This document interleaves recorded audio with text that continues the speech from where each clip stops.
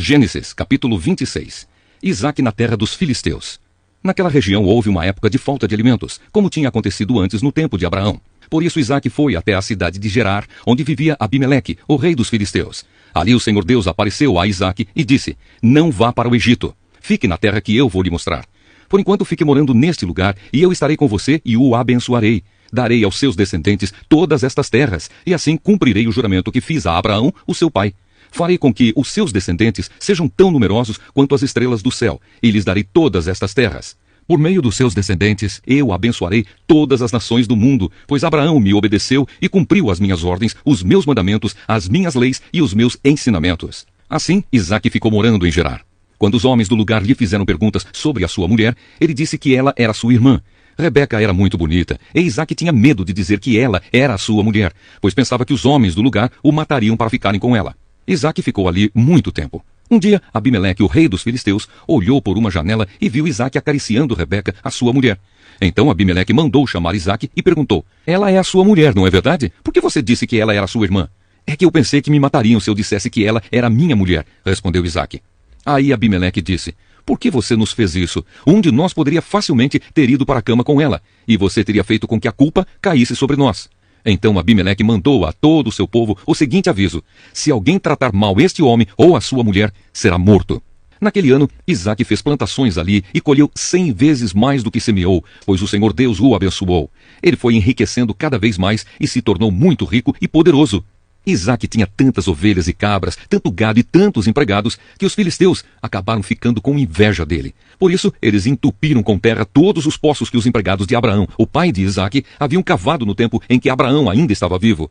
Até que um dia, Abimeleque disse a Isaque: vá embora da nossa terra. Você ficou muito mais poderoso do que nós. Isaque saiu dali, armou as suas barracas no vale de Gerar e ficou morando ali por algum tempo. Ele tornou a abrir os poços que haviam sido cavados no tempo de Abraão e que os filisteus haviam tapado depois da sua morte. E Isaque pôs nos poços os mesmos nomes que o seu pai havia posto. Um dia os empregados de Isaque estavam no vale abrindo um poço e acharam uma mina de água. Os pastores de Gerar discutiram com os pastores de Isaque, afirmando que a água era deles. Por isso Isaque deu a esse poço o nome de Discussão. Depois os empregados de Isaque abriram outro poço e por causa dele também houve discussão. Então Isaque pôs nele o nome de Inimizade. Isaque saiu dali e abriu outro poço, e como não houve discussão por causa desse, ele o chamou de Lugar Espaçoso. Ele disse: agora o Senhor Deus nos deu um lugar espaçoso para viver nesta terra, e aqui vamos ficar à vontade. Dali Isaque foi para Berseba. Naquela noite o Senhor apareceu a ele e disse: eu sou o Deus de Abraão, o seu pai. Não tenha medo, pois eu estou com você. Por causa do meu servo Abraão, eu abençoarei você e farei com que os seus descendentes sejam muitos. Isaque construiu um altar ali e adorou a Deus, o Senhor. Ele armou as suas barracas naquele lugar e ali os seus empregados cavaram outro poço. Isaque e Abimeleque fazem um trato. Certo dia, Abimeleque saiu de Gerar e foi conversar com Isaque. Com ele foram o seu amigo Alzate e Ficol, o comandante do seu exército. Isaque perguntou: por que é que vocês vieram falar comigo se têm ódio de mim e até me expulsaram da sua terra? Eles responderam: agora nós sabemos que o Senhor Deus está com você, e pensamos que deveríamos fazer um trato com você, selado com juramento. O trato é este: você não nos fará nenhum mal, assim como nós não fizemos nenhum mal a você. Nós fomos bondosos para você e deixamos que fosse embora em paz. Agora está claro que o Senhor o tem abençoado. Então Isaque preparou um banquete e todos eles comeram e beberam. No dia seguinte, eles se levantaram bem cedo e fizeram o trato, e cada um fez o seu juramento. Isaque se despediu deles e eles foram embora como seus amigos. Nesse mesmo dia, os empregados de Isaque foram dar-lhe a notícia de que haviam encontrado água no poço que estavam cavando. Isaque pôs nesse poço o nome de Seba, e por isso, até hoje, o nome daquela cidade é Berseba. As mulheres de Esaú. Quando tinha 40 anos, Esaú casou com Judite, filha de Beere, e com Basemate, filha de Elon, duas moças etéias. Essas duas mulheres amarguraram a vida de Isaque e de Rebeca. O Evangelho de Mateus, capítulo 25. As 10 moças. Jesus disse: naquele dia o reino do céu será como 10 moças que pegaram as suas lamparinas e saíram para se encontrar com o noivo. 5 eram sem juízo, e 5 eram ajuizadas. As moças sem juízo pegaram as suas lamparinas, mas não levaram óleo de reserva. As ajuizadas levaram vasilhas com óleo para suas lamparinas. Como o noivo estava demorando, as 10 moças começaram a cochilar e pegaram no sono. À meia-noite se ouviu este grito: "O noivo está chegando! Venham se encontrar com ele!" Então as 10 moças acordaram e acenderam as suas lamparinas. Aí as moças, sem juízo, disseram às outras: "Deem um pouco de óleo para nós, pois as nossas lamparinas estão se apagando." "De jeito nenhum", responderam as moças ajuizadas. "O óleo que nós temos não dá para nós e para vocês. Se vocês querem óleo, vão comprar." Então as moças, sem juízo, saíram para comprar óleo, e enquanto estavam fora, o noivo chegou. As 5 moças que estavam com as lamparinas prontas entraram com ele para a festa do casamento, e a porta foi trancada. Mais tarde as outras chegaram e começaram a gritar: "Senhor, Senhor, nos deixe entrar!" O noivo respondeu: "Eu afirmo a vocês que isto é verdade. Eu não sei quem são vocês." E Jesus terminou dizendo: "Portanto, fiquem vigiando, porque vocês não sabem qual será o dia e a hora." Os 3 empregados. Jesus continuou: "O reino do céu será como um homem que ia fazer uma viagem. Ele chamou os seus empregados e os pôs para tomarem conta da sua propriedade. E lhes deu dinheiro de acordo com a capacidade de cada um. Ao primeiro deu 500 moedas de ouro, ao segundo deu 200 e ao terceiro deu 100. Então foi viajar. O empregado que tinha recebido 500 moedas saiu logo, fez negócios com o dinheiro e conseguiu outras 500. Do mesmo modo, o que havia recebido 200 moedas conseguiu outras 200. Mas o que tinha recebido 100 moedas saiu, fez um buraco na terra e escondeu o dinheiro do patrão. Depois de muito tempo, o patrão voltou e fez um acerto de contas com eles. O empregado que havia recebido 500 moedas chegou e entregou mais 500, dizendo: "O senhor me deu 500 moedas. Veja, aqui estão mais 500 que consegui ganhar." "Muito bem, empregado bom e fiel", disse o patrão. "Você foi fiel negociando com pouco dinheiro, e por isso vou pôr você para negociar com muito. Venha festejar comigo." Então, o empregado que havia recebido 200 moedas chegou e disse: "O senhor me deu 200 moedas. Veja, aqui estão mais 200 que consegui ganhar." "Muito bem, empregado bom e fiel", disse o patrão. "Você foi fiel negociando com pouco dinheiro, e por isso vou pôr você para negociar com muito. Venha festejar comigo." Aí o empregado que havia recebido 100 moedas chegou e disse: "Eu sei que o senhor é um homem duro, que colhe onde não plantou e junta onde não semeou. Fiquei com medo e por isso escondi o seu dinheiro na terra. Veja, aqui está o seu dinheiro." "Empregado mau e preguiçoso", disse o patrão. "Você sabia que colho onde não plantei e junto onde não semeei. Por isso você devia ter depositado o meu dinheiro no banco, e quando eu voltasse, o receberia com juros." Depois virou-se para os outros empregados e disse: "Tirem dele o dinheiro e deem ao que tem 1000 moedas. Porque aquele que tem muito receberá mais, e assim terá mais ainda. Mas quem não tem, até o pouco que tem será tirado dele. E joguem fora na escuridão o empregado inútil. Ali ele vai chorar e ranger os dentes de desespero." O juízo final. Jesus terminou dizendo: "Quando o Filho do Homem vier como rei, com todos os anjos, ele se sentará no seu trono real. Todos os povos da terra se reunirão diante dele, e ele separará as pessoas umas das outras, assim como o pastor separa as ovelhas das cabras. Ele porá os bons à sua direita e os outros à esquerda. Então o rei dirá aos que estiverem à sua direita: Venham, vocês que são abençoados pelo meu Pai, venham e recebam o reino que o meu Pai preparou para vocês desde a criação do mundo. Pois eu estava com fome e vocês me deram comida, estava com sede e me deram água. Era estrangeiro e me receberam na sua casa. Estava sem roupa e me vestiram. Estava doente e cuidaram de mim. Estava na cadeia e foram me visitar." Então os bons perguntarão: "Senhor, quando foi que o vimos com fome e lhe demos comida, ou com sede e lhe demos água? Quando foi que vimos o Senhor como estrangeiro e o recebemos na nossa casa, ou sem roupa e o vestimos? Quando foi que vimos o Senhor doente ou na cadeia e fomos visitá-lo?" Aí o rei responderá: "Eu afirmo a vocês que isto é verdade. Quando vocês fizeram isso ao mais humilde dos meus irmãos, foi a mim que fizeram." Depois ele dirá aos que estiverem à sua esquerda: "Afastem-se de mim, vocês que estão debaixo da maldição de Deus. Vão para o fogo eterno, preparado para o diabo e os seus anjos. Pois eu estava com fome e vocês não me deram comida. Estava com sede e não me deram água. Era estrangeiro e não me receberam na sua casa. Estava sem roupa e não me vestiram. Estava doente e na cadeia, e vocês não cuidaram de mim."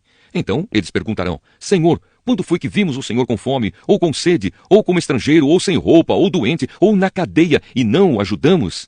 O rei responderá: "Eu afirmo a vocês que isto é verdade. Todas as vezes que vocês deixaram de ajudar uma destas pessoas mais humildes, foi a mim que deixaram de ajudar." E Jesus terminou assim: "Portanto, estes irão para o castigo eterno, mas os bons irão para a vida eterna." Ester, capítulo 2. Ester é feita rainha. Mais tarde, a rainha do rei já havia passado, mas mesmo assim ele continuava a pensar no que Vasti havia feito e no decreto que ele havia assinado contra ela. Aí alguns dos seus servidores mais íntimos lhe disseram: Ó rei, mande buscar as mais lindas virgens do reino, escolha funcionários em todas as províncias e ordene que tragam as moças mais bonitas para o seu harém, aqui em Suzã, a capital. Hegai, o eunuco responsável pelo harém real, tomará conta delas e fará com que recebam um tratamento de beleza. E então, ó rei, que a moça que mais lhe agradar seja a rainha no lugar de Vasti. O rei gostou da ideia e fez o que lhe sugeriram. Em Suzã morava um judeu chamado Mordecai, filho de Jair e descendente de Simei e de Quis, da tribo de Benjamim. Quando o rei Nabucodonosor da Babilônia levou de Jerusalém como prisioneiro o rei Joaquim de Judá, Mordecai estava entre os prisioneiros que foram levados com Joaquim. Mordecai levou consigo a sua prima Hadassa, isto é, Ester, uma moça bonita e formosa. Os pais dela tinham morrido e Mordecai havia adotado a menina e a tinha criado como se ela fosse sua filha. Quando o rei mandou anunciar a ordem, muitas moças foram levadas para Suzã, a capital, e entregues aos cuidados de Hegai, o chefe do harém do palácio. Uma dessas moças era Ester. Hegai gostou dela e ela conquistou a simpatia dele. E imediatamente ele começou a providenciar para ela o tratamento de beleza e a comida especial. Arranjou 7 das melhores empregadas do palácio para cuidarem dela e colocou Ester e as empregadas nos melhores quartos do harém. Ester fez conforme Mordecai tinha mandado, e não disse nada a ninguém a respeito da sua raça e dos seus parentes. Todos os dias Mordecai passeava em frente do pátio do harém para saber como Ester estava passando e o que ia acontecer com ela. O tratamento de beleza das moças durava 1 ano. Durante 6 meses eram usados perfumes de mirra e, no resto do ano, outros perfumes e produtos de beleza. Terminado o tratamento, cada moça era levada ao rei Xerxes. Quando chegava a sua vez de ir do harém até o palácio, cada moça tinha o direito de levar tudo o que quisesse. À tarde, ela ia ao palácio e na manhã seguinte ia para outro harém e era entregue aos cuidados de Saasgás, o eunuco responsável pelas concubinas do rei. Ela não voltava a se encontrar com o rei, a não ser que ele gostasse dela e mandasse chamá-la pelo nome. Chegou a vez de Ester, filha de Abiail e prima de Mordecai, a moça que Mordecai tinha criado, a moça que conquistava a simpatia de todos os que a conheciam. Quando chegou a sua vez de se encontrar com o rei, ela levou somente aquilo que Hegai, o eunuco responsável pelo harém, havia recomendado. Ester foi levada ao palácio para apresentar-se ao rei Xerxes, no mês de Tebete, o 10º mês do 7º ano do seu reinado. Ele gostou dela mais do que de qualquer outra moça, e ela conquistou a simpatia e a admiração dele, como nenhuma outra moça havia feito. Ele colocou a coroa na cabeça dela e a fez rainha no lugar de Vasti. Depois ele deu um grande banquete em honra de Ester e convidou todos os oficiais e servidores. Ele decretou que aquele dia fosse feriado no reino inteiro e distribuiu presentes que só um rei poderia oferecer. Mordecai salva a vida do rei. Durante o tempo em que as moças estavam sendo transferidas para o outro harém, Mordecai tinha sido nomeado pelo rei para ocupar um cargo no governo. Seguindo o conselho de Mordecai, Ester ainda não tinha dito a ninguém que era judia. Ela continuava a obedecer a Mordecai como tinha feito nos tempos de menina, quando ele a estava criando. Naqueles dias, Mordecai, fazendo o seu serviço no palácio, ficou sabendo que Bigtã e Teres, 2 eunucos que eram guardas no palácio, estavam zangados com o rei e planejavam matá-lo. Aí Mordecai contou isso à rainha Ester e ela disse ao rei o que Mordecai havia descoberto. Houve uma investigação e descobriu-se que era verdade. Então os 2 eunucos foram enforcados. E o rei ordenou que fosse registrado um relatório sobre isso no livro em que se escrevia a história do reino. Atos dos Apóstolos, capítulo 25. Paulo apela para o imperador. 3 dias depois de chegar àquela província, Festo saiu da cidade de Cesareia e foi até Jerusalém. Os chefes dos sacerdotes e os líderes judeus apresentaram lá as suas acusações contra Paulo e pediram a Festo o favor de mandar trazer Paulo para Jerusalém. É que eles tinham combinado matar Paulo no caminho, mas Festo respondeu: Paulo está preso em Cesareia e eu logo voltarei para lá. Que os líderes de vocês me acompanhem até lá e o acusem, se é que ele fez algum mal. Festo passou 8 ou 10 dias entre eles e depois voltou para Cesareia. No dia seguinte, sentou-se no tribunal e mandou que trouxessem Paulo. Quando Paulo chegou, os judeus que tinham vindo de Jerusalém ficaram em volta dele e começaram a fazer muitas acusações graves, mas não conseguiram provar nada. Então Paulo se defendeu, dizendo: Eu não fiz nada contra a lei dos judeus, nem contra o templo, nem contra o imperador. Festo, querendo agradar os judeus, perguntou a Paulo: Você não quer ir a Jerusalém e ser julgado lá por mim a respeito destas coisas? Paulo respondeu: Estou diante do tribunal do imperador romano e é aqui que devo ser julgado. Não fiz mal nenhum aos judeus, como o senhor sabe muito bem. Se não respeitei a lei ou se fiz alguma coisa que mereça a pena de morte, estou pronto para morrer. Mas se o que dizem contra mim não é verdade, ninguém pode me entregar a eles. Portanto, apelo para o imperador. Então Festo, depois de conversar com seus conselheiros, disse: Já que você apelou para o imperador, então irá para o imperador. Paulo diante de Agripa e Berenice.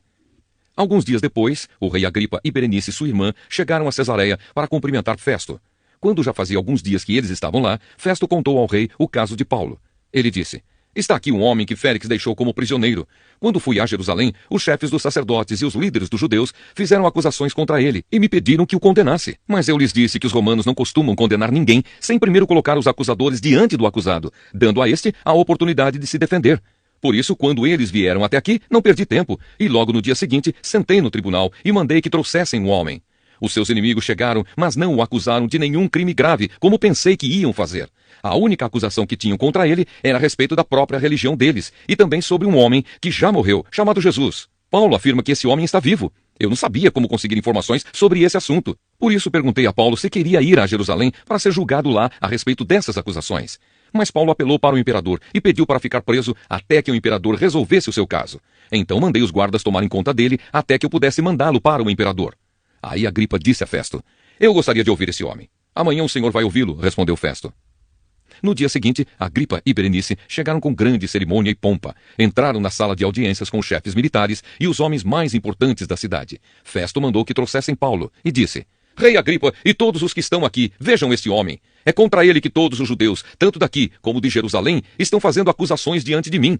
Eles insistem em dizer que este homem deve morrer, mas eu acho que ele não fez nada para ser condenado à morte. Como ele mesmo pediu para ser julgado pelo imperador, resolvi atendê-lo. Porém, até agora não sei bem o que escrever a respeito dele ao imperador.